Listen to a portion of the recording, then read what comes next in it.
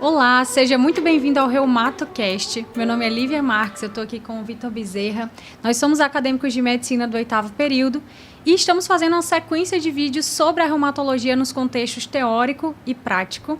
E hoje nós vamos falar sobre uma doença que acomete milhões de pessoas no Brasil e no mundo, que é a artrite reumatoide. Não é isso, Vitor? É isso mesmo, Lívia Marques. E para isso, para engrandecer esse momento aqui, eu tenho dois convidados muito especiais, a doutora Ariadne, médica titular em reumatologia e professora também na Universidade Newton Lins, aqui na cidade de Manaus. Além disso, ela é preceptora do programa de clínica médica do Hospital Adriano Jorge. Aliado a isso, temos também a convidada Andressa Mesquita Vanderlei, do 7º período de medicina, aqui da Universidade também de Manaus. É um prazer imenso ter vocês aqui conosco. Para começar, então, a gente vai falar sobre os principais sinais e sintomas da artrite reumatoide. E eu queria direcionar essa pergunta, então, para a doutora Ariadne. Doutora, a gente sabe que a artrite reumatoide pode começar de forma sutil e acometer e ser confundida com diversas doenças. Eu queria perguntar, então, quais os principais sinais e sintomas da artrite reumatoide? Os principais sinais e sintomas, principal sinal e sintoma, dor articular, né? O que leva a pessoa ao consultório do reumatologista normalmente é dor. Além da dor, vai ter rigidez matinal, prolongada, em geral maior que 1 hora, sinais de flogose, né? Calor, rubor e impotência funcional. Então, o carro-chefe da manifestação é a dor articular. Como nós vivemos na região norte, nós temos muitos quadros de infecção, né? Então, dengue, chikungunya e outras infecções virais podem ter esse mesmo quadro.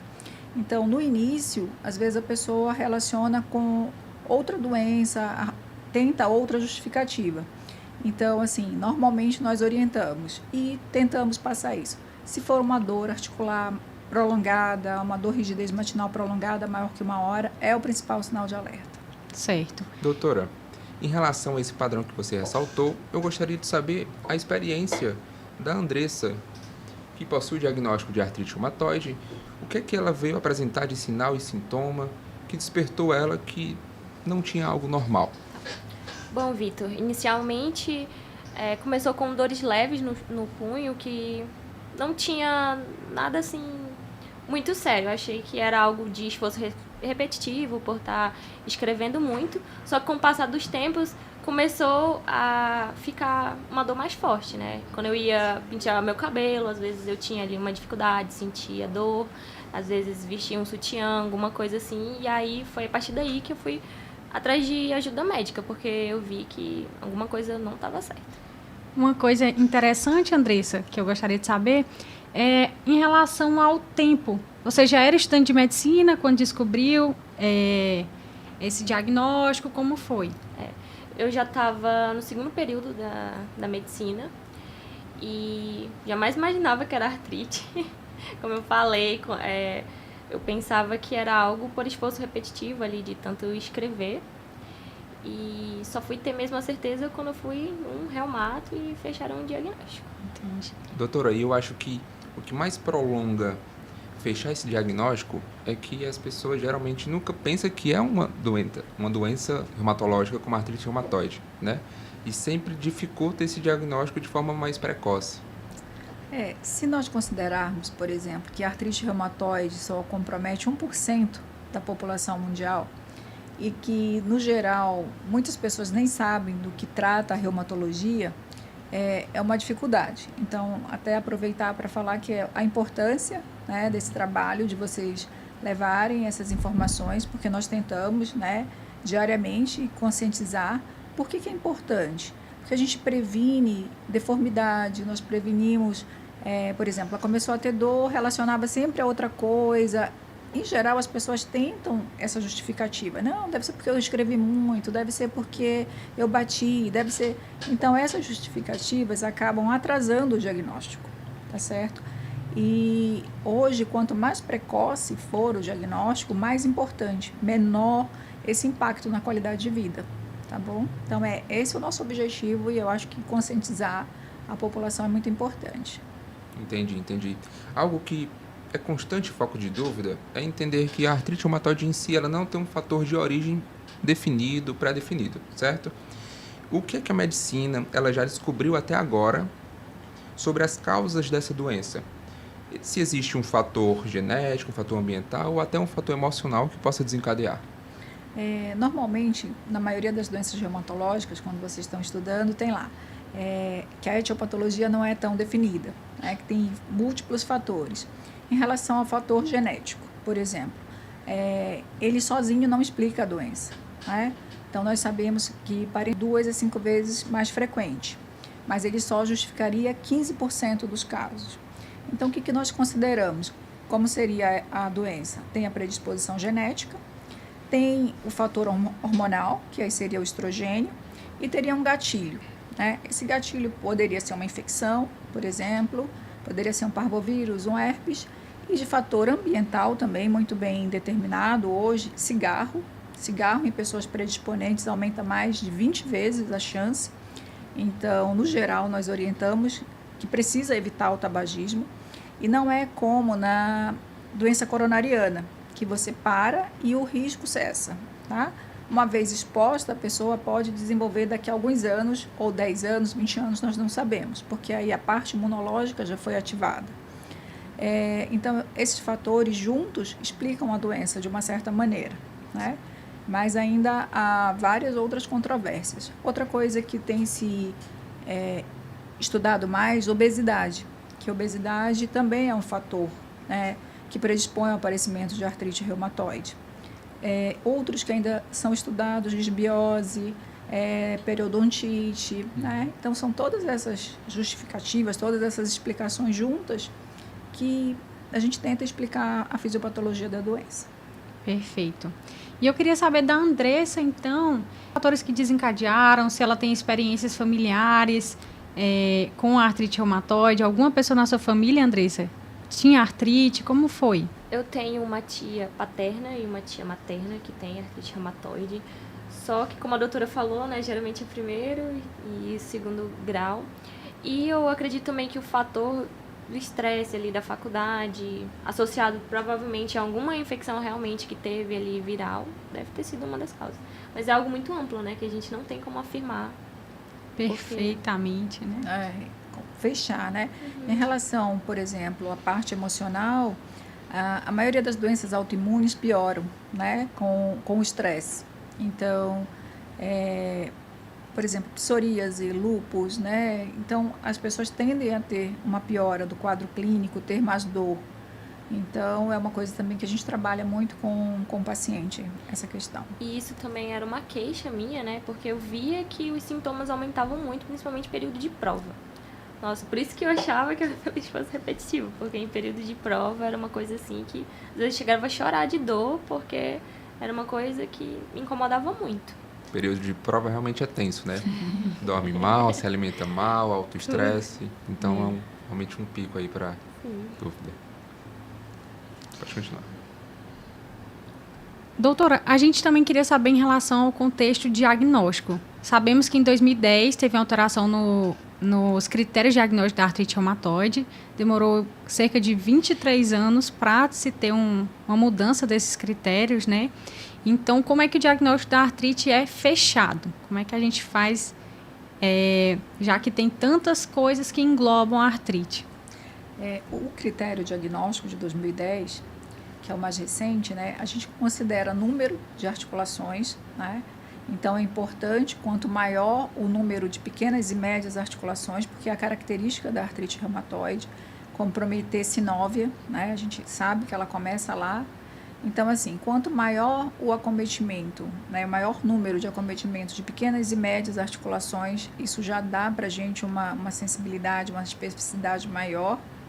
Aumento das provas de atividade inflamatória, VHS, PCR.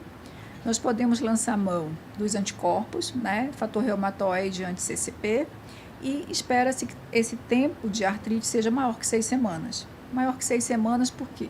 Porque se for, por exemplo, uma artrite reativa, se for uma artrite relacionada à dengue, a gente espera que cesse, que esteja resolvido nesse período de 6 semanas. Então, é o tempo, os anticorpos, né, e o número de articulações. Lembrando que mesmo que o anticorpo seja negativo, não exclui a artrite reumatoide. Então, não é um fator sozinho, né? É um conjunto que nos leva ao diagnóstico. Eu achei importante falar do anticorpo, porque o fator negativo não exclui o diagnóstico e o positivo não confirma o diagnóstico, né? Muitas pessoas atrelam o fator reumatoide a uma grande autoespecificidade com a artrite reumatoide. A gente sabe que nem sempre isso é verdadeiro, né, doutora?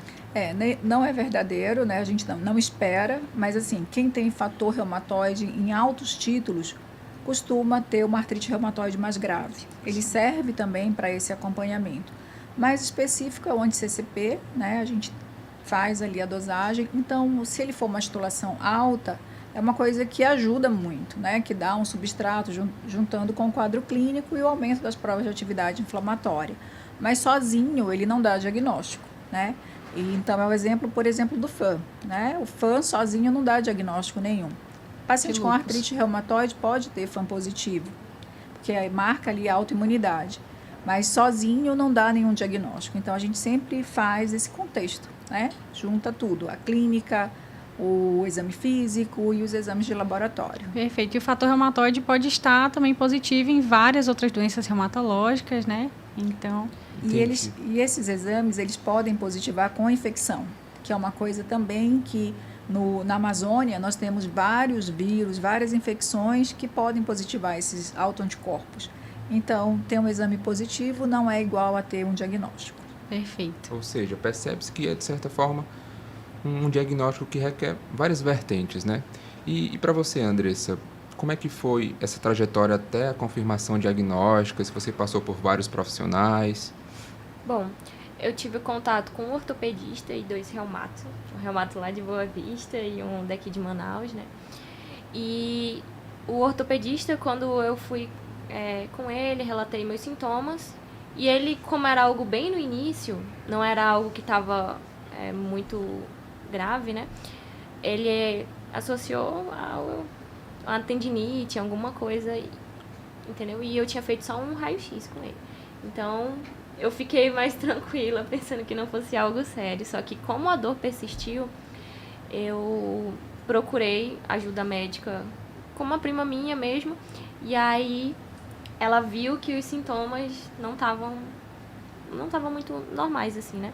Aí ela passou alguns exames e me encaminhou para o reumatologista. E aí, fui no reumatologista, fecharam o diagnóstico porque meu VHS dava muito alto, PCR, tinha sinovite, né, na ultrassom e na ressonância.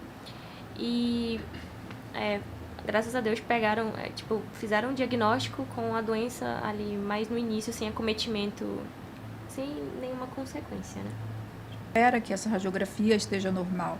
Por isso que mudou o critério. Porque se nós esperássemos que tivesse erosão, já seria uma doença mais avançada. E erosão, para nós, é sinônimo de deformidade.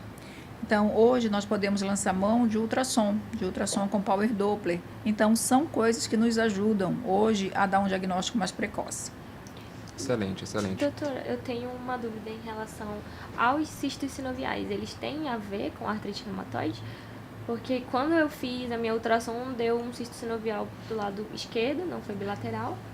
Mas eu tenho essa dúvida, se tem alguma relação com a artrite reumatoide. Não, assim, os cistos sinoviais podem aparecer em várias situações. Eles sozinhos também não dão um diagnóstico, né?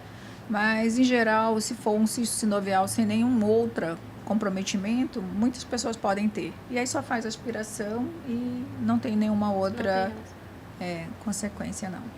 Excelente. Doutora, a medicina em si gira em torno sempre de saber se uma certa doença tem cura ou não. E muitas pessoas exatamente perguntam exatamente isso. A artrite reumatoide tem cura, certo? E como que você explicaria isso para um paciente recém-diagnosticado que essa doença não, de certa forma, não tem cura? A maioria das doenças reumatológicas a gente carrega isso, não tem cura. Mas ela pode ter um bom controle, né? Então, quando nós controlamos a doença, a tendência é os sintomas todos desaparecerem, né? Então, muitas vezes eu explico que seria como um diabetes, que você tem que tomar o remédio todo dia, né? Mas que se você tomando, você vive uma vida normal. Então, o objetivo do nosso tratamento é que a pessoa viva o mais normal possível. Normalmente eu explico, não tem cura, mas nós temos um arsenal imenso para tratar. Perfeito. Entendido. E iniciado o tratamento, quais seriam os objetivos a curto prazo e a longo prazo, dando start no tratamento imediato? A curto prazo é tirar a dor. A curto prazo é diminuir rigidez, impotência funcional, né? Então, tipo, acordar e não conseguir pegar nada, esperar 1 a 2 horas para estar normal. E a gente pode lançar mão ou de corticoide ou de anti-inflamatório. Isso a gente chama de ponte, né? E no tratamento nós temos o que a gente chama de drogas modificadoras do curso da doença. Perfeito. Eu queria saber então da Andressa, como é que foi o tratamento dela, se ela usou o metotrexato, como foi, Andressa? Eu fiz o uso do metotrexato com ácido fólico, né? Faço uso hoje em dia também. Tá tendo redução da dose, né? Com o tempo, já é considerado período de remissão, né? Quando tem a redução da dose. Normalmente sim. A resposta, a redução da dose, a medicação é toda de acordo com a resposta clínica. Então, se a pessoa tem uma boa resposta clínica, nós podemos reduzir, aumentar o intervalo de medicação, são estratégias para reduzir o efeito colateral, reduzir imunossupressão. Então, são estratégias que nós fazemos. Outro ponto importante que eu gostaria de abordar é que diante do diagnóstico, você teve medo, teve incerteza, porque é um diagnóstico de que, de certa forma, não tem cura. Como é que você reagiu a isso? É um choque, né? Mesmo a gente tendo ali um conhecimento básico, é um choque porque a gente tem medo das complicações do futuro. Então, eu acho que o apoio do médico e do paciente é muito importante, porque não tem paciente que fique totalmente tranquilizado, porque é uma doença autoimune, crônica, que você vai conviver com ela pro resto da vida. Então, eu acho que a relação médico-paciente é muito importante, porque você se sente mais segura quando o teu médico, né, chega e fala, calma, vai ficar tudo bem. Eu achei muito importante o Vitor voltar nesse ponto, até já estava pensando, porque falando um pouco da minha experiência e de Vitor, nós tivemos experiência no Tropical, né, aqui em Manaus, com tanto iniciação científica quanto com o projeto de pesquisa. O nosso projeto de pesquisa era com pacientes primeira vez em HIV. Então, a gente lidava com pacientes que recebiam um diagnóstico ali de primeira vez, que tinham, então, o vírus do HIV. E nós tínhamos que conversar e lidar com esse paciente, logicamente, depois do contato com o psicólogo, com o médico, mas ali, e comparando também com o contexto de prática, das nossas práticas da faculdade, eu acho muito importante para os estudantes de medicina que estão nos ouvindo e que vão ser médicos um dia, não esquecer que é um diagnóstico grave, e não estamos falando só de HIV, mas artrite reumatoide, mas pacientes que recebem mesmo diagnóstico de diabetes, que a gente já vê como uma doença tão comum. Às vezes, em UBS, o paciente sai com remédio para diabetes e ele fica, mas como assim? Eu tenho diabetes, o médico não parou, não sentou, não explicou que, principalmente, aquela doença, ela, apesar de não ter cura, ela tem um tratamento e você pode viver tão bem quanto, né, a pessoa que não tem, desde uma humanização, assim, no contexto médico, paciente, de maneira geral. O que a gente pode melhorar em relação a isso? Assim, em relação a dar um diagnóstico, no geral, é uma coisa que a gente aprende com o tempo, né? Por exemplo, há 20 anos atrás, provavelmente eu dava um diagnóstico de forma mais brusca, né? Então, isso é um pouco de experiência, de tato. Normalmente, o reumatologista lida tanto com a dor que nós sabemos que dor deprime, né? Dor é uma coisa difícil no dia a dia, dá muita fadiga, tem os sintomas constitucionais da doença. Então, no geral, nós tentamos explicar, né? Para nós é muito simples, é uma artrite reumatoide, mas quando a pessoa tem um impacto, ou quando você, né, não sei se vocês já tiveram algum problema de saúde, que você fica impactado, né? Eu, por exemplo, a minha filha menor tem a PLV. Nossa, como assim ela tem a PLV? Eu tinha medo que ela tivesse anafilaxia. E, por exemplo, a Andressa vai ser médica, está estudando.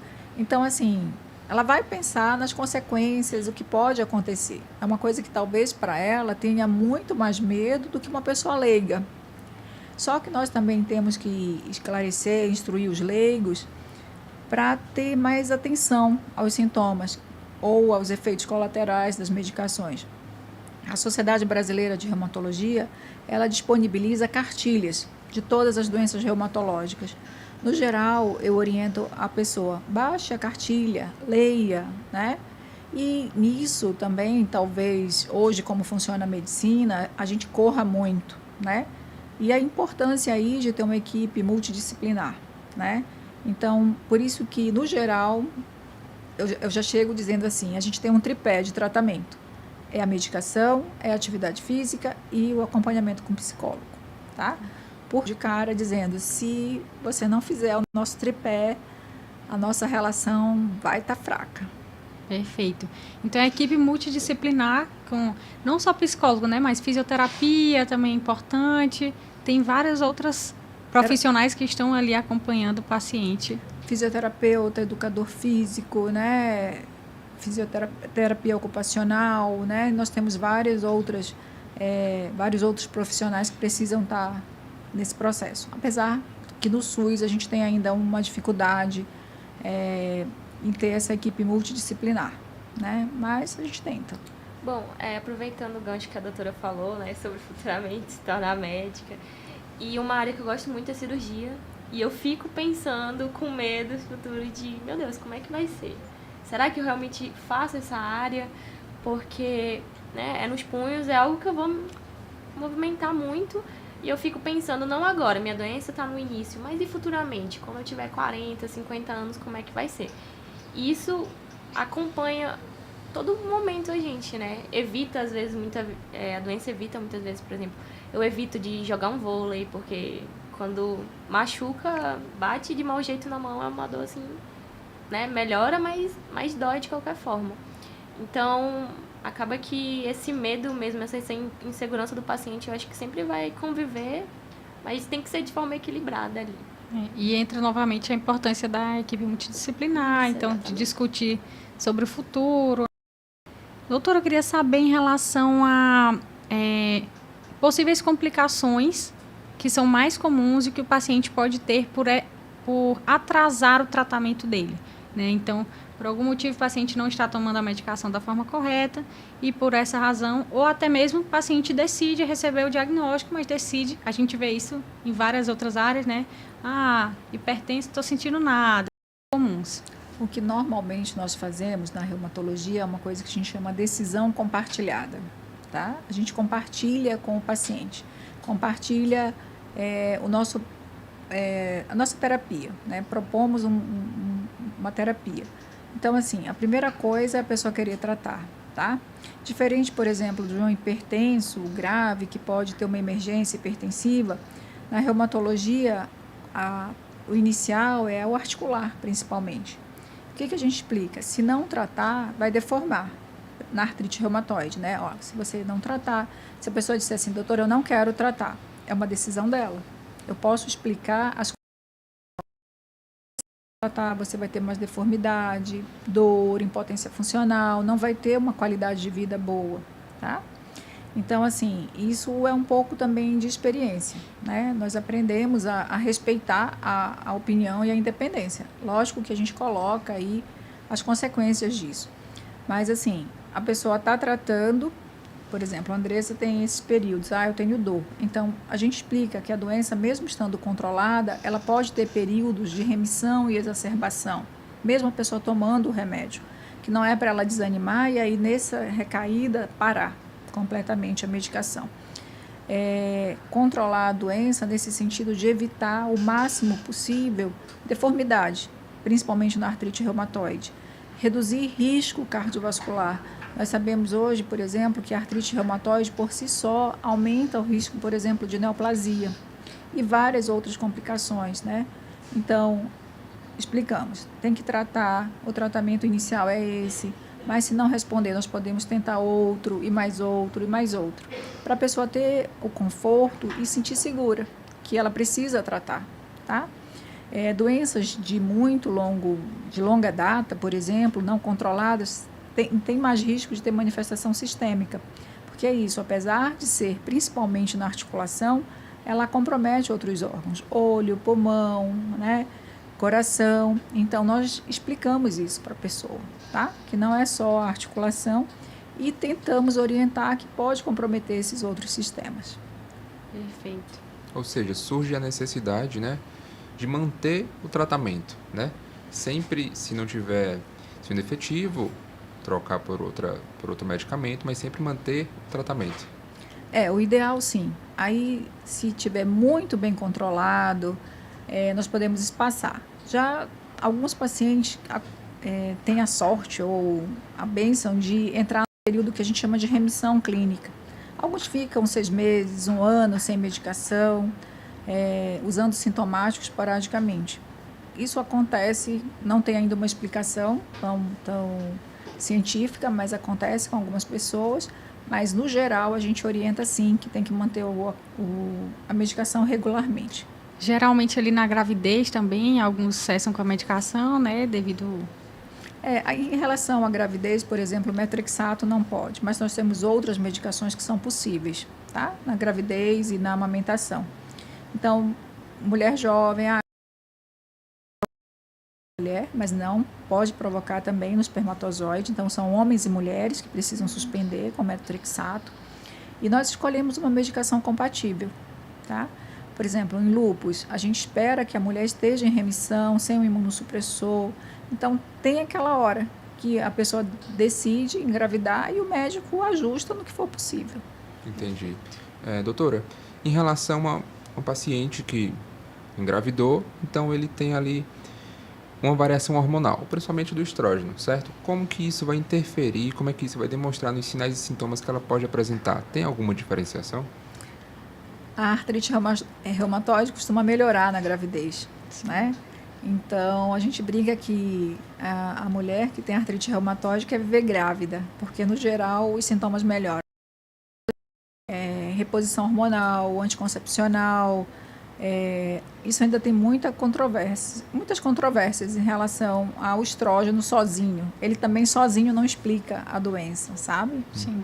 Então, tem todas essas situações que a gente aborda. Entendido. Outro ponto que eu queria levantar é que, às vezes, por falta de informação ou por medo de um efeito colateral, alguns pacientes eles adiam o tratamento, certo? E quais são os riscos dessa decisão de adiar esse tratamento? Qual o risco ali imediato de adiar esse tratamento? Além disso, que tipo de complicação pode surgir ao longo prazo com esse adiamento do tratamento? Por exemplo, se nós tivermos uma pessoa que tem alto anticorpos, né, fator reumatoide alto, anti-CCP alto, ela tem mais chance de ter manifestação sistêmica, né?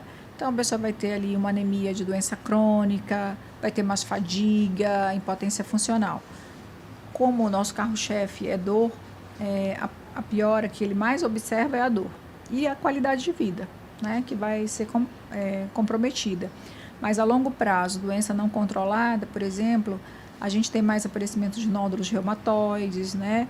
Tem mais chance, por exemplo, de ter uma mielopatia, porque vai comprometer coluna cervical. Então, doenças mal controladas tendem a ter mais deformidade, impotência funcional e manifestações sistêmicas. Doutora, eu queria saber se a gente tem como, na artrite reumatoide, falar em prevenção. Ou não é algo que é possível de ser falado aqui? Não, prevenção ainda não temos. Eu acho que realmente só a detecção precoce mesmo que pode evitar os efeitos mais graves, né? Isso. Eu acho que o que nós podemos fazer, o que todo mundo deveria, né? Não fumar, né? Não fumar é muito importante. Manter o peso adequado, sabendo que tem história familiar, por exemplo, evitar outras situações que possam, né, aumentar esse risco de aparecer a doença. Mas, assim, infecção, ninguém escolhe ter um dengue, um parvovírus B19, né? Então, o que a gente consegue mesmo prevenir é isso. Ter o peso adequado e não fumar, né? Isso eu acho que todo mundo pode fazer. Agora, dizer assim, não, vou tomar uma vacina, vou fazer outra medida para prevenir, ainda não. Perfeito. Entendido. Doutora, outro ponto é que viver com a doença crônica, ela pode afetar muito além do físico, né? De que forma a artrite reumatoide ela pode interferir na saúde mental do paciente? Sempre eu digo isso para os pacientes: dor deprime. Dor é uma coisa que é difícil. Uma coisa é você ter uma dor aguda que você consegue resolver. Outra coisa é ter uma dor crônica. Essa dor crônica pode levar a uma sensibilização central. Então, dor dá muita fadiga, alteração do sono, da libido. Então, interfere muito na qualidade de vida da pessoa. Dá mais ansiedade, distúrbio de apetite. Então, dor crônica está associado a isso, né? Fadiga. A pessoa que tem dor crônica, no geral, tem muito essa tendência a ter evitação social, sabe? São várias coisas que interferem aí nessa qualidade de vida da pessoa. Neste caso, existe uma ligação entre a dor, o estresse e uma possível depressão? Sim, nós vemos muito, né? Então, pessoas com dor crônica, vamos supor, que vocês mais vão ver na fibromialgia, né? Que apesar de não ser autoimune, o principal sintoma é a dor generalizada. Então, no geral, as pessoas têm essa piora. Em relação à dor, por exemplo, tem a somatização de quem tem depressão, pode ter uma somatização, e quem tem dor também deprime. Então, assim, acaba retroalimentando o processo, né? Então, a gente sabe bem que dor crônica é uma coisa que é difícil de lidar. A pessoa tem dificuldade. E depressão, ansiedade, distúrbio do sono, não dormir bem, altera. Vocês já deram um plantão noturno que não dormiram bem? Então, você fica extremamente cansado, não tem concentração, tem comprometimento de memória. E tudo isso junto diminui muito a qualidade de vida. É uma realidade, né, do médico, já do estudante de medicina também, essa redução do sono, esse estresse, lidar com esse estresse. E até pegando o gancho, a gente estudou outras doenças, a gente está pagando a cadeira de reumatologia, agora no 8º período, estudamos várias doenças reumatológicas e um ponto em comum entre elas é que a depressão e demência geralmente estão sempre ali, tem alguma associação, né? Então a frase "a dor deprime" é muito verdadeira. E em relação, doutora, acho que no podcast a gente conseguiu cumprir bem que um dos nossos objetivos era ir contra os mitos que as pessoas têm sobre a artrite reumatoide. Um deles é que a artrite é uma doença de velho, né? E aqui a gente tem um exemplo da Andressa. Queria também de falar que é justamente um conjunto de vários fatores associados. Eu queria saber como é a sua experiência de consultório, né? Dos pacientes já chegarem com esses mitos, se tem outros mitos que são mais frequentes também, como é? Um outro mito bastante frequente é que não pode fazer atividade física, né? A Andressa falou aqui, mas é de um impacto, né? De um jogo de vôlei que tem um impacto. Mas provavelmente ela faz atividade física, né? Faz fortalecimento muscular, alongamento. Então, normalmente eles acham assim: eu acho que eu não posso fazer atividade física. Eu não faço porque vai aumentar a dor. E não é verdade. Quanto melhor a musculatura, menor a dor na articulação. Então, também eu sempre explico que o exercício é obrigatório, que o exercício faz parte do tratamento. Lógico que se a doença estiver muito ativa, vai ter suas restrições, né? Mas o exercício físico é obrigatório. Então, um dos mitos que todo dia, diariamente, nós batemos é que tem que fazer exercício. Em relação à idade, é uma coisa que muitas vezes as pessoas, no geral, associam, né, reumatismo, que usa reumatismo, aí quando fala assim, eu tenho reumatismo. Eu falo, você tem que saber o nome do seu reumatismo. É muito reumatismo junto, é muita doença reumatológica. Então, saber, acho que o principal que eu tento mostrar para a pessoa que tem algum diagnóstico é que ela precisa entender a doença dela, saber as manifestações, saber os sinais de alerta. E nós tentamos de fazer campanhas na reumatologia para deixar isso claro. Tem caminhada nacional, tem o dia do exercício, nós usamos hoje também muito internet, né? Então tem Instagram direcionado para o paciente. São coisas que a gente tenta todo dia no consultório, nos ambulatórios com os estudantes, esclarecer um pouco mais essas dúvidas. Porque assim, a reumatologia parece uma coisa muito distante, né? Quando você nunca vivenciou aquilo. E aí, quando chega na reumato, no nosso dia a dia, muitos pacientes, muitas pessoas com diagnósticos. É dessa forma. E é exatamente isso mesmo que a doutora falou. Muitas pessoas chegam para mim e falam: tem certeza que tu tem artrite reumatoide? Porque eu tenho 22 anos e esse mito de ser de pessoas mais velhas é muito frequente. Aí a gente sempre passa por isso. E lembrando que criança pode ter doença reumatológica, né? E idosos também, quando começa numa faixa etária fora do que a gente espera, né? Por exemplo, artrite reumatoide dos 30 aos 50. Então, quando chega uma pessoa de 70 anos, às vezes até o próprio reumatologista tem dificuldade de acreditar que está começando ali uma artrite reumatoide. E a apresentação deles não é tão semelhante quanto a gente aprende no livro. Então, na verdade, no consultório a gente aprende todo dia, né? Vendo cada pessoa individualmente. Entendido.